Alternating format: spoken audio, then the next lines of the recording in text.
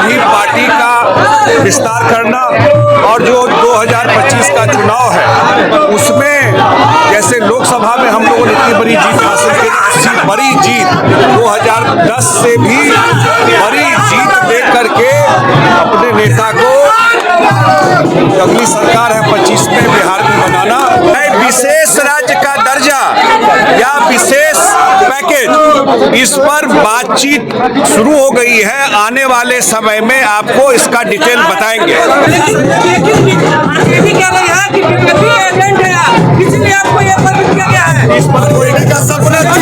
नमस्कार, लाइव बिहार देख रहे हैं आप। आपके साथ मैं स्नेहा गुप्ता। संजय झा पहली बार जेडीयू के राष्ट्रीय कार्यकारी अध्यक्ष बनने के बाद पटना पहुंचे। पटना एयरपोर्ट पे उनका भव्य स्वागत हुआ। इसके साथ जब उनसे सवाल किया गया कि आपको इतना बड़ा जिम्मेदारी दी गई है, आप किस तरीके से इसको निभाएंगे, बिहार को विशेष राज्य के दर्जे की, साथ में मुख्यमंत्री नीतीश कुमार को लेकर भी सवाल किया गया कि जो लोग कह रहे थे कि मुख्यमंत्री नीतीश कुमार समाप्त होने वाले हैं, उनको क्या कहेंगे, क्या कुछ कह रहे हैं संजय झा। पहले हम चाहेंगे कि आप इस वीडियो पे नजर डालें।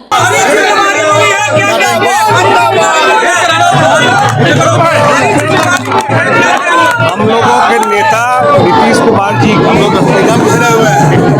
से उनके द्वारा एक बड़ी जिम्मेदारी उन्होंने दिया है हमारे नेता ने, और आने वाले समय में खास करके बिहार से बाहर भी पार्टी का विस्तार करना और जो 2025 का चुनाव है उसमें जैसे लोकसभा में हम लोगों ने इतनी बड़ी जीत हासिल की, उसी बड़ी जीत 2010 से भी बड़ी जीत दे करके अपने नेता को अगली सरकार है 25 में बिहार में बनाना और झारखंड में या अन्य जगह जहां पार्टी का आधार पहले से रहा है वहां पर पार्टी को मजबूत करना। ये कहा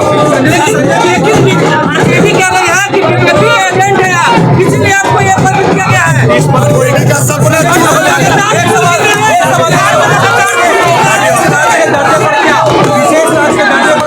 बिल्कुल कल हमने बात किया है बिहार को इस 5 साल में सेंटर से बहुत तरह की मदद वो हम लोग बात कर रहे हैं। विशेष राज्य हो, विशेष पैकेज हो, बिहार को निश्चित रूप से अगले आने वाले 5 साल में बिहार में बहुत सारा काम सेंटर से होने वाला है। वही बोल रहा हूँ ना मैं, विशेष राज्य का दर्जा या विशेष पैकेज, इस पर बातचीत शुरू हो गई है। आने वाले समय में आपको इसका डिटेल बताएंगे। ऑलरेडी चले गए, जाएंगे कहाँ, चले गए। ये कितना जरूरी था, कितना जरूरी था, बहुत जरूरी है। अकेला स्टेट है पूरा देश में।